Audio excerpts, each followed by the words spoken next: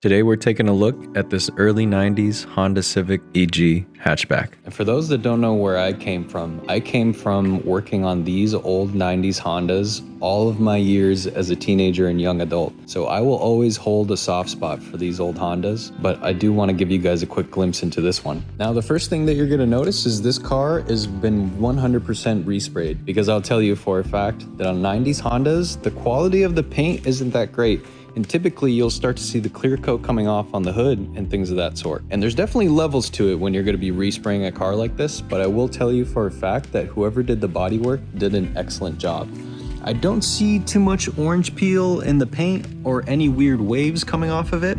And I don't have any sort of way to tell this, but what I typically do, especially on the quarter panels, is I'll go over and I'll just start knocking with my knuckles like this to see if there's any change in pitch from the steel, to see if this is all just Bondo. Again, it's a 93 Civic, and these cars go through a lot because they last. It does have mismatched tires, so the front and rears are going to be different. 2.5-inch exhausts on it. And I believe they call these wheels the LS Webs that you can find on the old Integras of this generation. So there's a few ways to distinguish if this is a real SI or not, but the biggest giveaway is usually that it has a sunroof, and we can see in this case that it actually does. I don't think they ever had power windows in the SIs of this year, but I could be wrong there.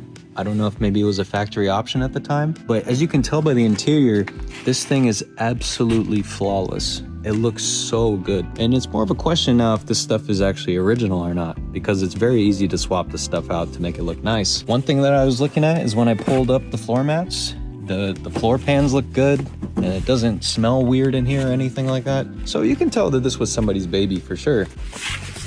It does feel like it has a short shifter also, and I can go through the gears real quick. 1, 2, 3, 4, 5. And it looks like they did a block off plate for the radio. So this is maybe in an effort to save weight in the car. Okay, so now as we take a look at the engine, we can see that right off the bat that this actually has a B18A1 block with either a GSR or Type R head. Now that doesn't mean that an LS VTEC engine is invaluable in any way. I think it's more tunable if anything. It looks like the distributor and the spark plug wires look to be in excellent shape. It's got the Skunk 2 intake manifold, which I know for a fact is a pretty penny. Got your run-of-the-mill short ram intake. That's nothing too crazy here. It's got the upgraded cam gears as well as the exposed timing belt, and the belt looks to be in excellent shape. Carbon fiber little cover here just for decoration. The fluids look to be good. I don't see any leaks on the power steering. The AC condenser is old, but it looks like it's there, as well as it has this small core Mishimoto aluminum radiator. You really have to have a safe place to put it because these cars are so prone to getting stolen. And that's the only downfall with these Hondas. I even had a buddy in high school, he had one of these and he had the kill switch, he had the steering lock, and they still took it and they stripped it down to nothing. So it would just be really unfortunate if that happened to somebody out here, because these cars are worth more in parts than anything.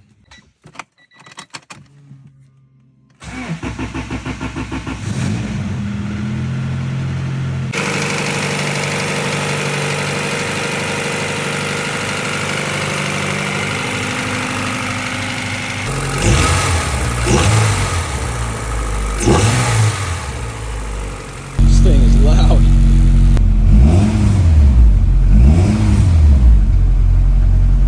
But let me know what you guys think.